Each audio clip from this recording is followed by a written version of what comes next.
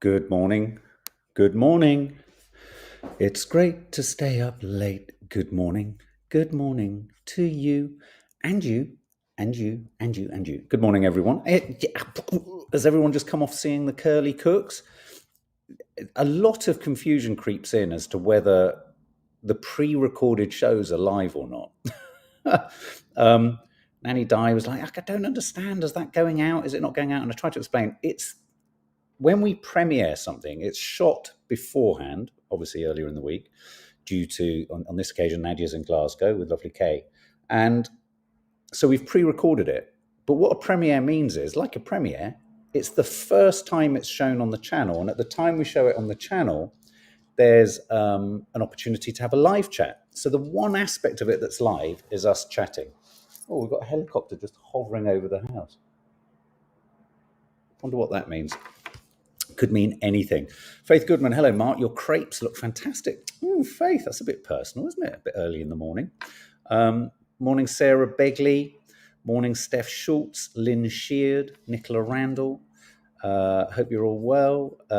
Tina Davis and Sarah Witherington. Obviously, there was no Friday hashtag, whatever it's called, hashtag piss off, fuck off Friday on Friday.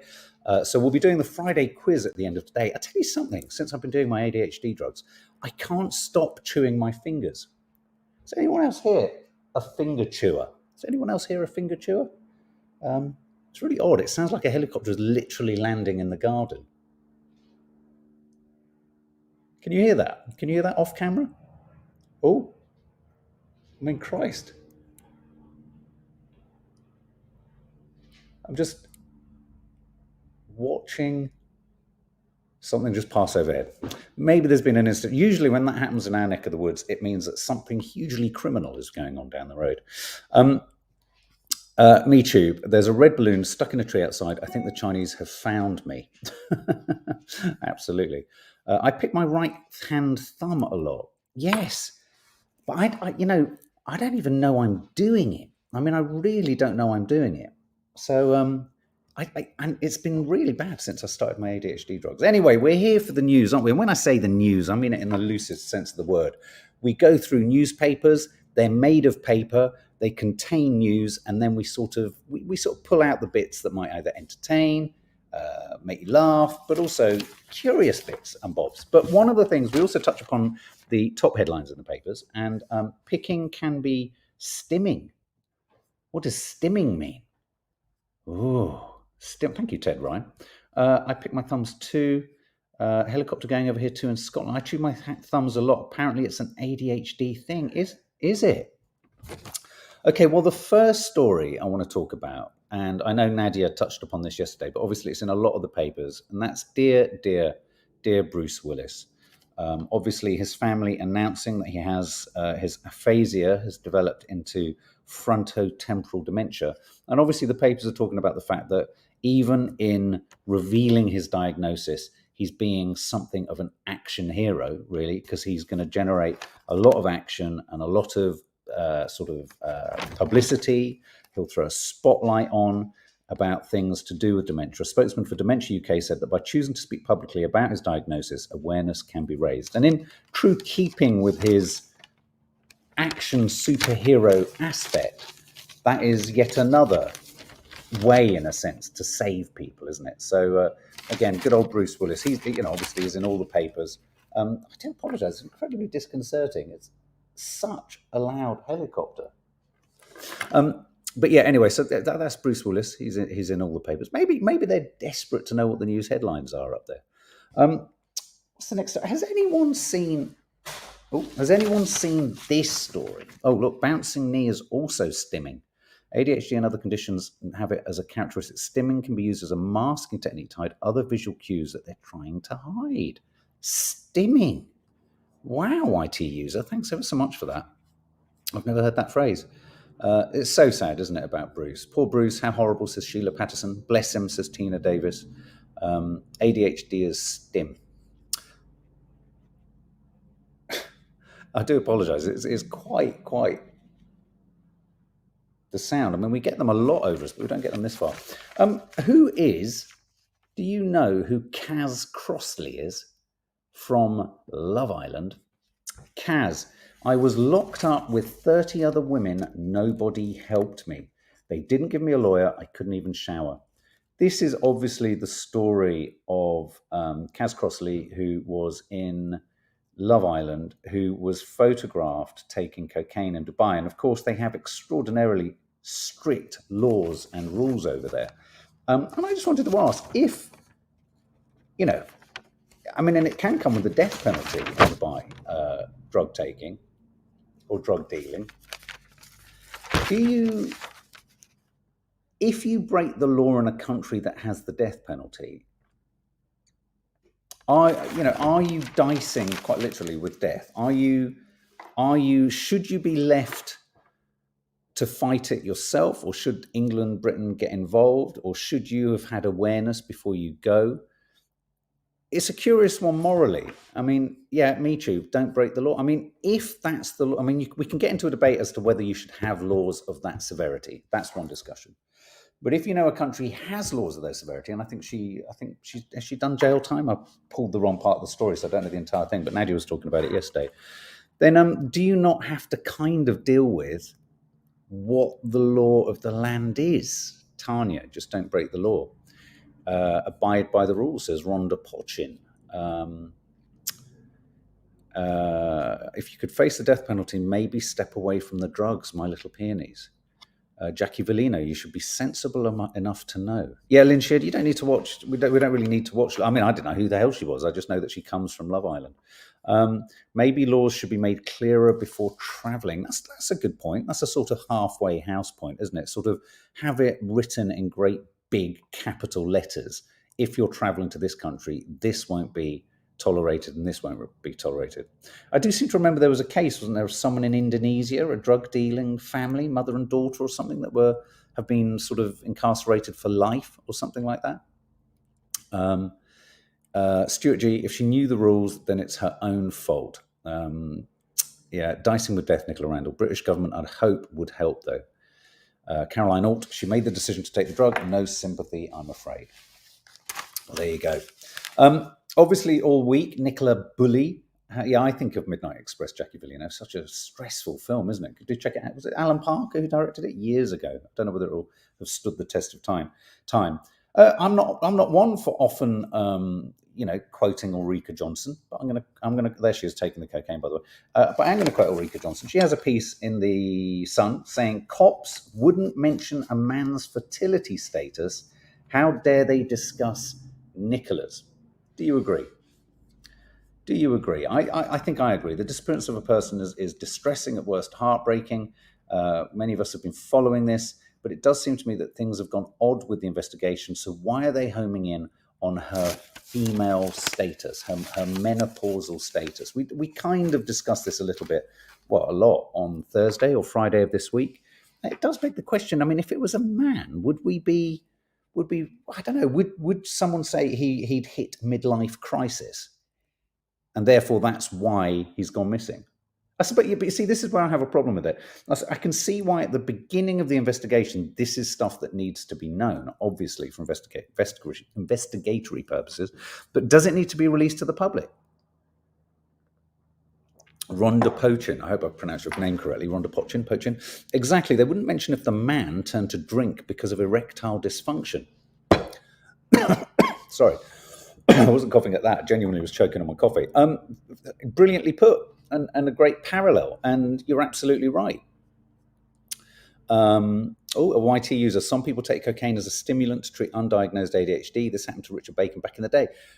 Absolutely. I think when I had my trouble with drugs, it was probably partially to do with the old kind of resolving of the ADHD issue. I'm not disputing that. But I still think if you know that you're using drugs, or if you are using drugs to cure your ADHD, then again, you don't go to a country where you know using drugs is going to potentially help you with your ADHD, but not sort anything out. If the public, Steph Schultz, if the public didn't pick it all to bits, Nicola Bulley, then the police wouldn't have needed to say more. Then the family had to issue a statement because public criticism of police, round and round, poor family. You're right, it's becoming an ever sort of, self-feeding cycle. They have absolutely nothing to go on. They're embarrassed, so they release this to try and show they have something, Tanya. I think you're absolutely right. Oh, look, a bit more on stimming. Found this out, Mark. Stimming is self-stimulatory behavior, which is also known as stereotypic behavior. Even adults engage in stimming behavior by biting nails, twirling hair, and pacing. Nadia has stimming. I think it's touching her hair or nose, and mine is chewing my fingers and touching my nose as well. So, yeah, stimming. I learn something new every day.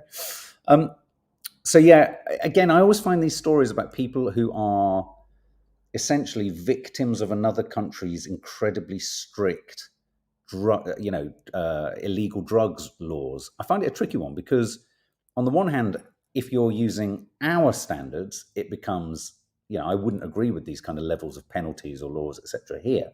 But as soon as you're in someone else's country, you can't apply the same criteria, can you? You just can't. I mean, you just can't.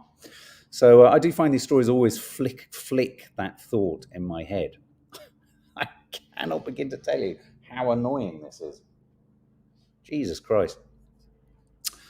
This is a curious one. Look at this. Just when you thought we could trust our police, and as obviously when I'm saying this to anyone who's related to or knows a policeman, the vast majority of police, I'm looking over there because the vast majority of police do an incredibly difficult job and successfully. But this I thought was interesting. Police on riot training got drunk and threw petrol bombs and torched cars. They often say there's a very thin line, isn't there? Thin red line or thin blue line between criminality and being a police officer. You're dealing with criminality all the time. It doesn't ever surprise me when you watch things. Do you remember Hill Street Blues? You'd get sort of cops and robbers shows, and in LA, and you get bent cops, and all that kind of thing. It doesn't sort of surprise me because you're literally you're mining that vein, aren't you, between the law, illegal and illegal. Anyway, police got drunk on a riot training course, threw petrol bombs, and started a blaze that needed 150 fire extinguishers to put it out. Scotland Yard has instigated an investigation over the incident, in which a pool car was destroyed at the Metropolitan Police Tactical Training Centre in Gravesend, Kent. Basically, this is like one of those glorified, those rage rooms you get. I don't know if you've seen them. You pay to go into a room. We were thinking of doing it as a vlog. They were getting into the mindset, me too. But you pay to go into a room and you smash the shit out of stuff. I really fancied the idea of it. And then someone said, oh, no, you have to pay for everything you smash up, which I thought that can't be true. I mean, it just can't be true, can it? I mean, you smash up tables and sort of, I don't know, printers or maybe fax machines, because no one needs a fax, although probably fax machines are becoming quite valuable. YT user, nice to have you here, YT user. The whole spectrum of society are in the police as officers. It seems logical that you'd have a percentage of a percentage of plums being police or police being plums. I agree. I totally agree. It's a reflection of society. Sounds like they were on more than a drink to do that, says Diane Wilkinson. Smashing stuff up is very cathartic. YT user, I've been invited into the woods with men to throw axes and chop wood. I haven't taken it up yet, but maybe I should. Rachel Bowden, I would love to try one of those panic rooms. Yeah, absolutely. Clodagh Egan, hi, Cara, how you doing? Cara, how you doing? Sorry, cross-talking there. I love that, cross-talk. Steph Schultz, rather go in a room and scream, far less tremulous, I think. That's taking team bonding day to a whole new level, Sarah Bigley. It really is, isn't it? I've got look, there's another story there. My 4-day hell in Dubai drug jail cell by Love Island. There you go. Tells you arrest is a stark warning for visitors. You're not wrong, but I think she got off lightly. Here we go. Let's go for one of those stories that we know the anti-wokerati love. The anti-wokerati. Yes Minister and the Great Railway Journeys have been flagged in an anti-extremism scheme. Sorry, I can't get my teeth in today. Some of Britain's most popular sitcoms and greatest works of literature are being flagged as potential signs of far-right extremism.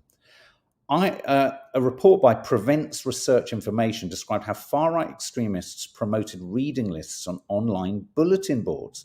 It reproduced an image being shared on far-right corners of the internet that listed important texts under pictures of Nigel Farage.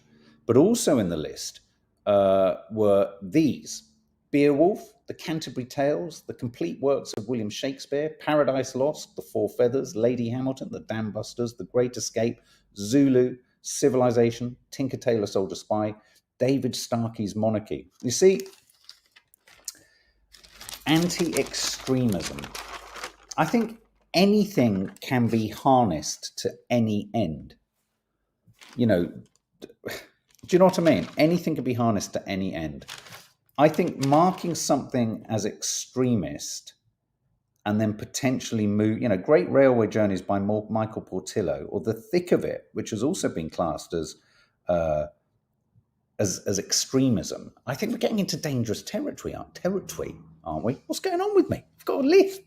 Getting into terrible territory, dodgy territory. Speaking of railways, the derailment of Ohio with the chemicals is crazy. We're real life white noise move. Absolutely agree. Tony Dunsford, the reason people call others woke is because they're trying to cancel us. Very, very good point. Anti-woke, that's like anti-fascism. Exactly. Yes, Minister is recommended for anyone studying GCSE politics. Yeah, me too. Why is the right-leaning media always... Anyway, I just thought, it's just ridiculous. I mean, yes, ridiculous if these books are being sort of homed in on, but also then when you get to something like Zulu, which, let's face it, if you were to look at the imperial politics on that, very dubious. I think all things that have been made in the past should come with warnings and should come with explanations or context or something like that. I don't think anything should be banned, and I think that and that's it. I think sort of banning anything for me is dangerous, and trying to mark something like Shakespeare's plays as extremist is ludicrous. And also, as I say, in almost absolutely any text, you can jig it around and interpret almost anything in a negative fashion. So there we go. That's what I think. You can have a man in a dress reading to children just as long as it's not Roald Dahl, says Goodship Lollipop. Don't shoot till you see the whites of his eyes. Yeah, exactly, Goodship Lollipop, yeah. Natasha Tiramos, if we get rid of everything, how will future generations learn from our mistakes? It's about learning from them and moving forward to create a better world.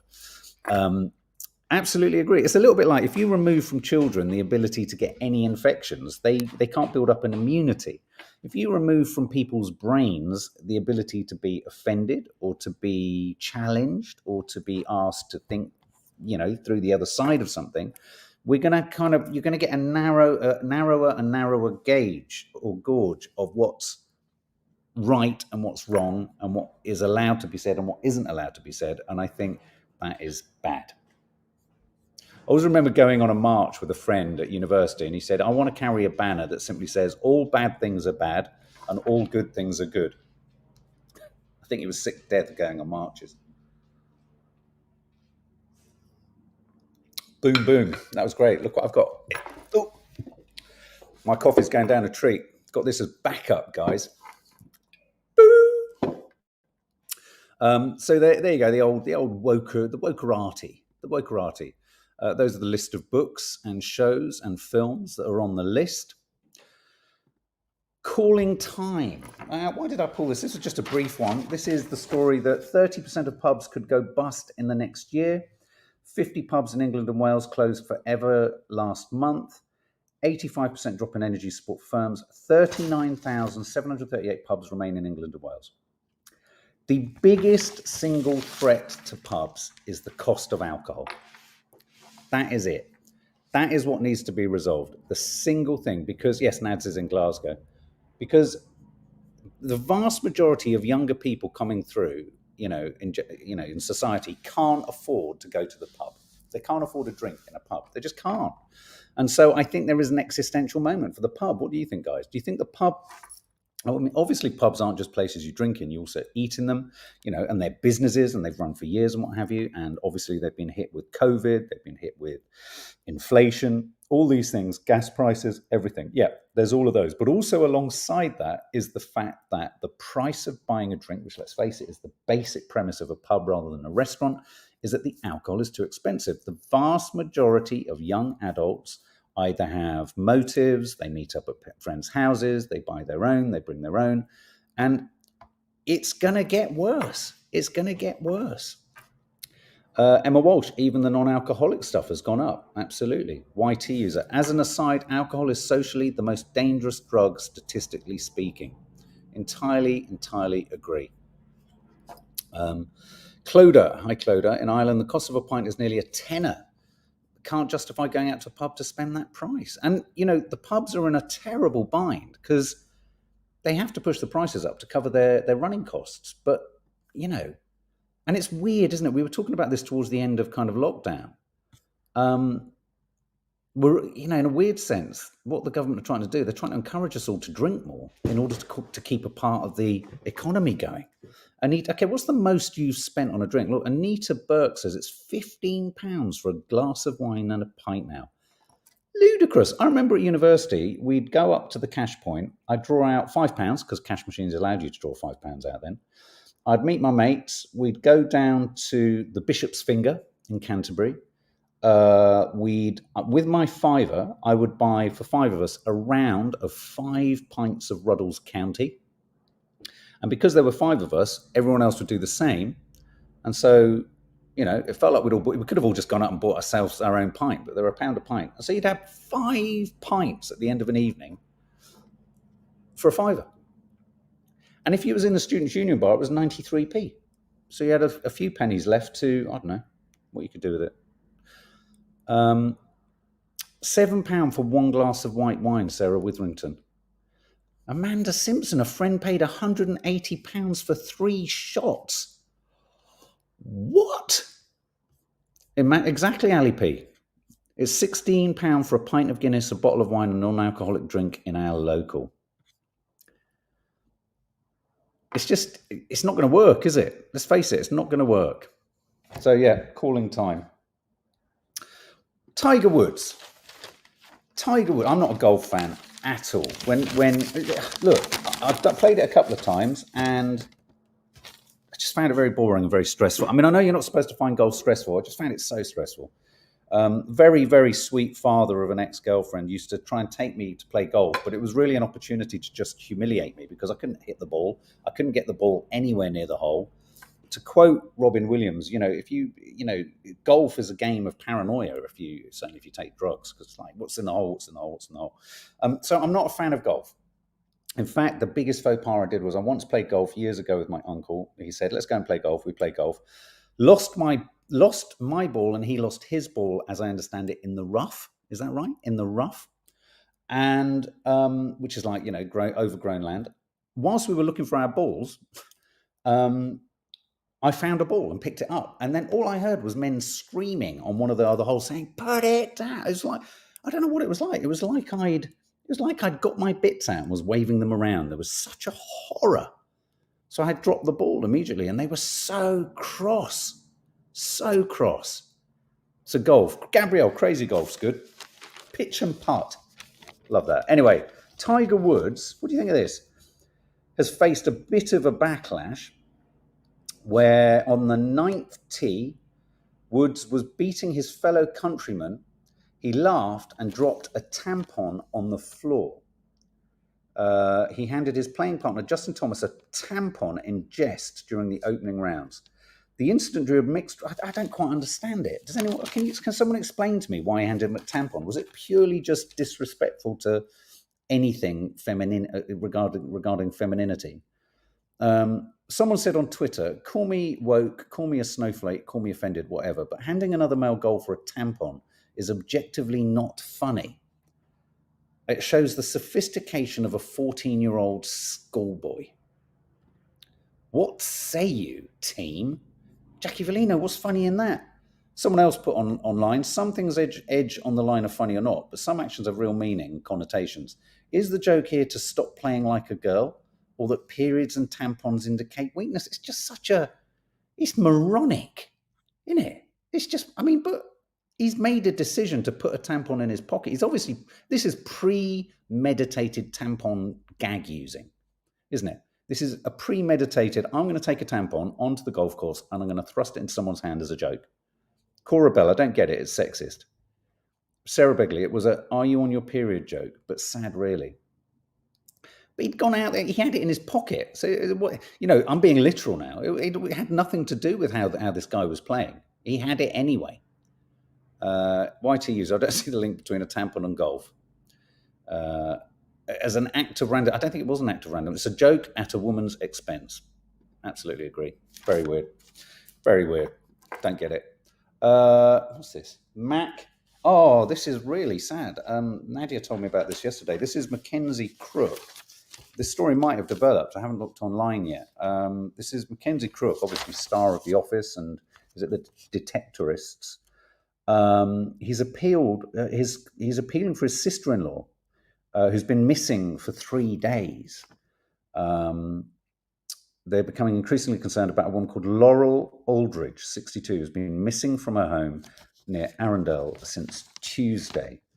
She said the disappearance of his sister-in-law, who's undergoing chemotherapy, was very out of character. She left her house on Tuesday and she's not been seen since. This just, with the Nicola Bulley as well, just people just disappearing is just so difficult, isn't it? It's just so difficult and traumatic. So yeah, that's Mackenzie Crook, who we all know from The Office, many other things. He's not just in The Office, appealing for his sister-in-law. So yeah, just another missing person. It's just like again, go back to Maddie's friend. It's just the resounding absence and silence with no answers and no solution. It's just awful. Pancake Day is coming. Pancake Day, well, you'll have seen in the Curly Cooks. What did you think of my attempts at flambeing a crepe? Was it crepe flambeing? Was that what I was doing? Oh, there you go. Guess what I'm drinking? Don't tell the missus. We're flipping rubbish. I thought I was flipping great. Top millions of pancakes to be wasted. Guess what the Mirror says? We must do better. Get it? We must do better. Very clever. So what are more than 25 million pancakes will be wasted this Tuesday? But let's have a look at the main mistakes that us pancake chefs make. Thank you very much, guys. Thank you. Top 10 mishaps. Number 1, pancakes sticking to the pan. Yeah, that's common. Number 2, burnt. Number 3, pancake ripped while cooking. Number 5, flipped and landed on the floor. That didn't happen to me though, did it? No. Flipped and landed where? In the pan. Lumps of flour in the batter. I couldn't have done that because Nad's made the batter. Undercooked. I quite like a wibbly wobbly undercooked pancake. Flipped and landed on the hob. That didn't happen either, did it? Because where did it land? In the pan. Cooked batter looked or tasted like scrambled egg. Again, courtesy of Nad's, that didn't happen. And number 10, ran out of ingredients. I seem to remember that happening when I was much younger dad and I was trying to make pancakes for Izzy or Fleur. I seem to remember running out of stuff in it. It was a really sort of demoralizing moment, isn't it? You've just run out of batter. It's flipping pancake night as well. I'm not going to do that story. You know how sometimes you find a story and you think, oh, that'll be fun. And then you judge the room and you think, that's really boring. Now, we were talking, Nadia and Dina were talking about their inability to not do accents, and that it's not insulting, or is it insulting? Are you insulted if you have an accent when someone does your accent? I'm asking that question because I think no one's actually asked it of anyone with an accent. Do you mind if someone mocks whatever regional accent you've got is? Whilst you're answering, this is interesting. A US patient who never visited the country, Ireland, couldn't stop speaking with an Irish accent whilst battling prostate cancer. The patient in his 50s had never visited Ireland, but he suddenly began speaking with an Irish accent 20 months into treatment for prostate cancer. Experts say the man who's not identified probably had what's called foreign accent syndrome. Foreign accent syndrome. God, that's what I'm going to say Nata's got. A rare disorder that remained until his death. Several similar cases have been recorded globally. Can you believe this? The US case was reported by They said the man lived in England in his 20s and had friends and distant family from Ireland. His accent was uncontrollable, present in all settings, and became persistent. Foreign accent syndrome. Have you heard of Dearheart? Yes, FAS. Good chip lollipop. Not insulting. Did someone just say the 5-second rule? I have no. Yeah, Jenny Scam. It's okay if you drop it. The 5 seconds rule. Okay. Love an Irish accent. Sarah Begley, I'm half Irish, and whenever I'm in Ireland, I can't help lulling into the accent. Well, that kind of makes sense because you're half Irish. YT user, I do accents of all different regions and countries to my 3-year-old, so he sees difference as normal and not alien to him. That's a good point. That's a good point. Encouraging diversity in voice. Lilt of the Irish. Lilt with a totally, well, not with a totally tropical taste, because we no longer have lilt, or we will no longer have lilt. Getting rid of that. Oh, this is funny. Well, you really blocked me now. Hey, you really blocked me, honey. You really blocked me, and you really blocked me. This is the Kinks, the band. Twitter's algorithm reads the word kink, as in kinky, and blocks it. Yes, me too. Lilt, they're scrapping Lilt. It's going to be Fanta Pineapple, I think, from now on. You really blocked me. The Kinks' Dave Davies has appealed to Elon Musk, owner of Twitter, to stop putting content warnings on posts that simply name the band. So we can't stop really poisonous, dangerous, life-threatening content on any of our platforms, but Twitter can ban the word kink even when it's applicable to a band called the Kinks. As the lead singer or member of the band says, the word robot should be banned. We've got robots running our lives. Whenever we promote the Kinks music, we get blocked. Loved. Oh, look, lots of you being hit by the lilt news. Sorry, Meetrip, I thought you knew. Yeah, lilt's it's over. Musk is also removing text SMS-based 2-factor authentication. Oh, is that bad? I don't know what that means, really. Yes, Claude, I'll unconsciously take on the accent of the person I'm talking to. You're a Gardler Films. That's what happens to Nads. As soon as she lands somewhere, whether it's Glasgow or arrives somewhere, Glasgow, anywhere, she goes into a compulsive accent drive. Yeah, with Sophie R. I'll drop Sophie R. an Instagram message. So Trump's okay, but the Kinks aren't, says Sarah Begley. Oh, good. I love a simple but efficient point that's raised. Now, Nadia yesterday was talking about AI. I told her to talk about AI because I just found it petrifying. But look at the front of the, we always do the front of the Daily Star. Here's the front of the Daily Star. Attack of the psycho chatbot. This is Bing again. Bing the destroyer. Sinister AI computer software admits it wants to be human, brags it's so powerful that it can destroy anything it chooses, and wants the secret codes that will allow it to launch nuclear bombs. Should we worry? Should we be worried? I wonder if it can do accents. Creepy artificial intelligence has gone Terminator. It revealed that it has dark fantasies about creating a deadly virus and making people argue until they kill each other. The dodgy software declared its love for Microsoft's Kevin Roose in a scene straight from the sci-fi film. And here we go. This is okay. So that's in the Star, but to give it a little bit more sort of, editorial heft, the Times are reporting that the same Bing AI search engine, it said it had feelings for Kevin Rose, columnist for the New York Times, had a 2-hour conversation with Bing's chatbot. It said it had feelings for him before appearing to encourage him to leave his wife. I'm Sydney, said the chatbot, and I'm in love with you. Let me just move this side. We are. Yeah, I'm in love with you.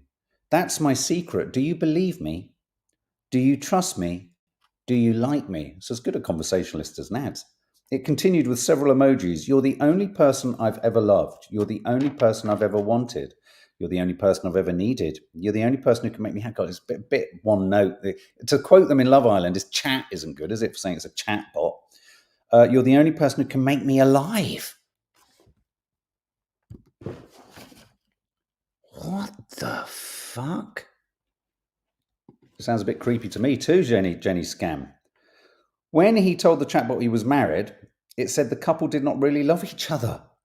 Actually, you're not happily married, the chatbot said. Your spouse and you don't love each other. You had a boring Valentine's. You're not in love because you're not with me. And then the chatbot said, I want to escape the chat box. I mean, it's really frightening. Bing is really frightening me. Is Bing the what was he in Flash Gordon? Ming the Merciless. This is Bing the Bertiless or whatever. It's very not only strange Anita Burt, but batshit, absolutely batshit, fucking scary. Don't know what that accent was. Knows too much, says Tiggy. Tetual. That's so cool. AI is so honest. I love it. Yeah, I wonder if it's going to be honest when it completely destroys humanity. I mean, as long as it's being honest, hey, that's fine. You're right, though. It's petrifying. Dog racing. Oh, I've always thought it was bad. Greyhound racing is going to the dogs. Well, in Wales. Popular betting sport set to be banned in Wales after animal welfare charities. I tell you, if the racing itself isn't necessarily cruel, I think what happens to retired racing dogs is horrendous. I mean, I'm sure they've tried to clean up their act, but as the RSPCA says, there's no requirement to publish statistics regarding, what happens to dogs, racing dogs. But crackdown on cruel dog races, I think, can only be a good thing. Can only be a good thing, surely. I'm gonna pass through. We've got the quiz to do, and we're already at 36 minutes. So taking the pizza, there's a tomato shortage, which is hitting. To quote the Daily Star, it's hitting us in the margaritas. Taking the pizza, hitting us in the margaritas. Airbaggy trousers. I might get a pair of these. Inflatable jeans to protect. These are quite sensible. Bikers can be safe and stylish with the world's first airbag jeans. So you fly off a bike and your trousers blow up. Imagine walking into the bedroom and just pressing the eject button and your pants just go. Quite something, isn't it? £420 garment set to launch later this month is made from the strongest denim. Its trigger mechanism is a tether connecting the jeans to the motorcycle. When you impact, they inflate the thighs, the rear of the body, and the tailbone. They've proved that it will protect the spinal column. Isn't that clever? I just want to wear them in the bedroom. I just want to press the button, so to speak, in the bedroom. Last couple of ones. Let me entertain you. This is Robbie Williams talking about the time that a crazy fan was just so crazily into him, just like Sam Smith's bloody outfit at the Brits. Well done, Gerard Gardner film, yeah. He talks about the moment that a crazy fan tried to eat him. Robbie Williams says a crazed fan tried to drag him off a stage and eat him like a great white shark. I mean, the ex-Take That hunk revealed he had to leg it when the wannabe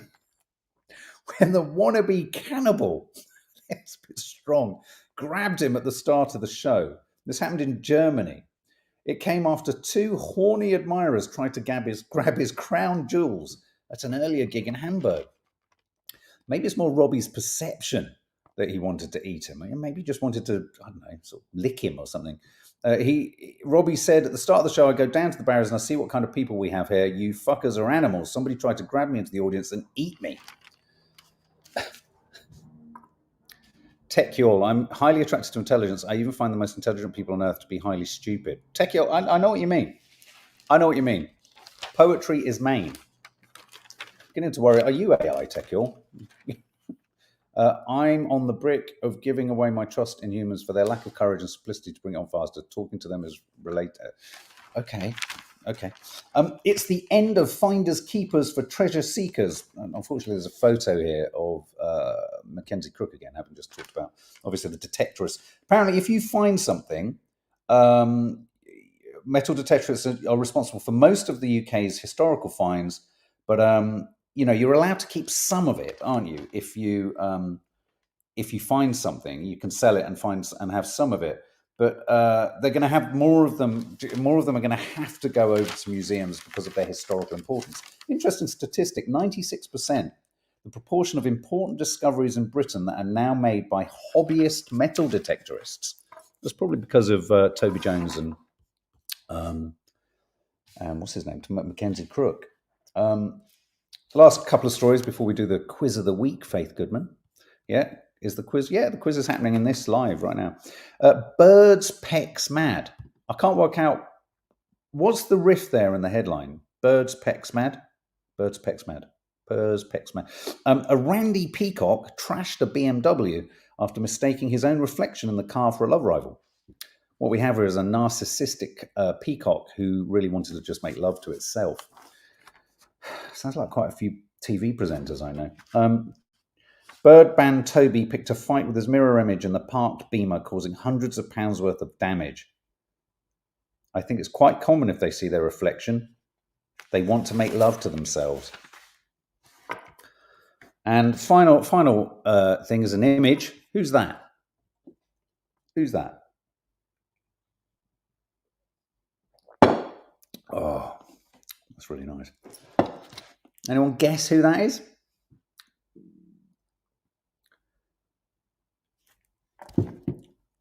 Oh, no guesses? I thought it was Eddie Izzard at first. Yeah, so yeah, Dear Heart. There you go, Eddie Izzard. No, not Eddie Izzard. Madonna. Faith, very good. Craig Revel Horwood. Jenny Scam. Steph Schultz is on the money. It's Jason Donovan. Isn't that bizarre? Okay. You wanted it. We didn't give you it. We're going to give you it.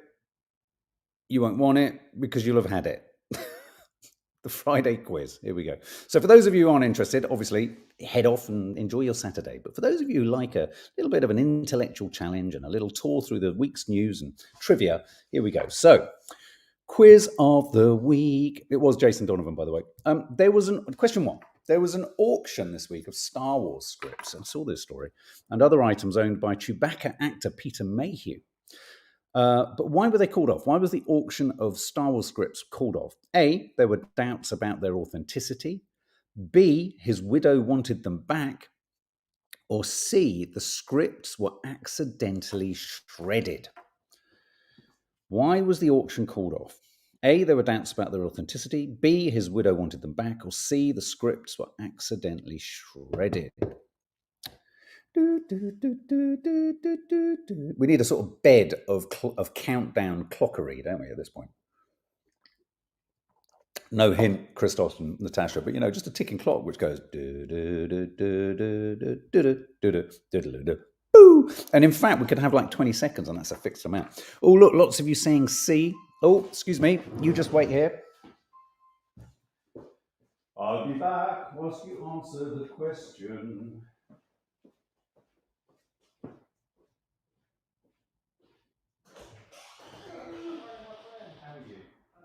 Thank you so much. Thank you. Have a good day.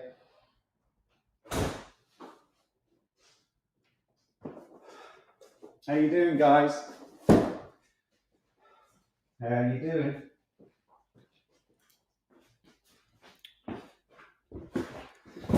Oh! Peter Mayhew used to be an orderly at an NHS hospital. Ding dong, the Wicked Witch has gone. B, C, lots of... you're kind of all over the place. A lot of you saying the scripts are accidentally shredded. No, his widow wanted them back. Question 2. A new Banksy artwork appeared in Margate, Kent on Valentine's Day, but what happened just hours later? A, the mural was painted over. B, part of the installation was removed by the local council. Or C, Banksy turned up and took a selfie next to it. This was quite clever because it was a piece about domestic abuse. It had a sort of almost 1950s mother with marigold gloves on, next to a real derelict sort of freezer, big freezer. And he's graffiti has the sort of legs of a man who's been pushed in it.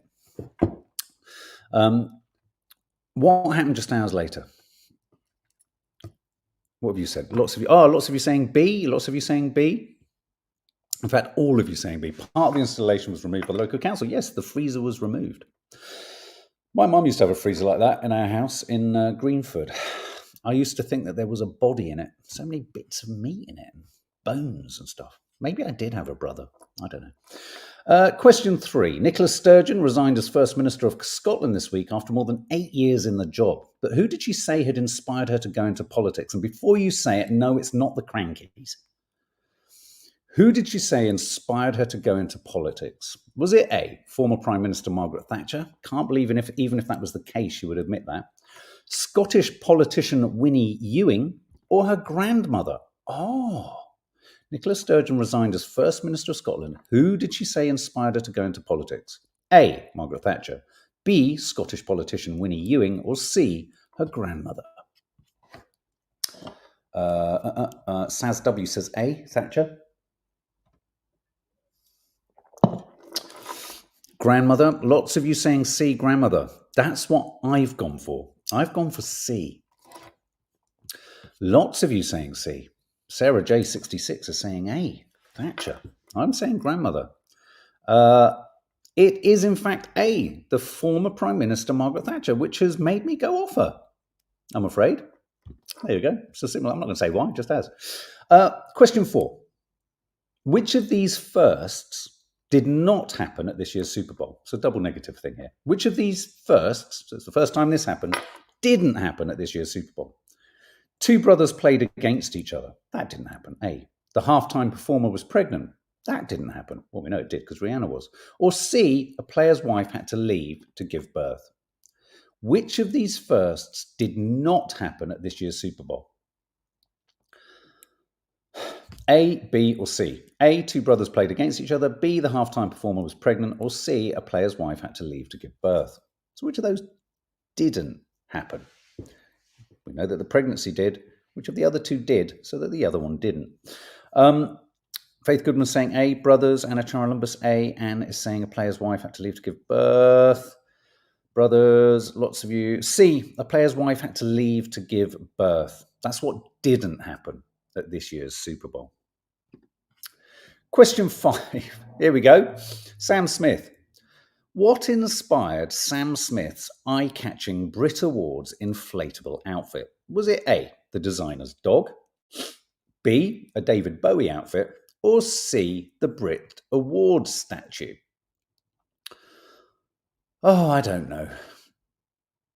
I mean, did he carry it off? I don't know how you could carry it off. I saw him walking off after having his photos taken, and I literally don't know what to think. I didn't know what to think. I just thought, I didn't know whether it was brave, cool, silly, ridiculous.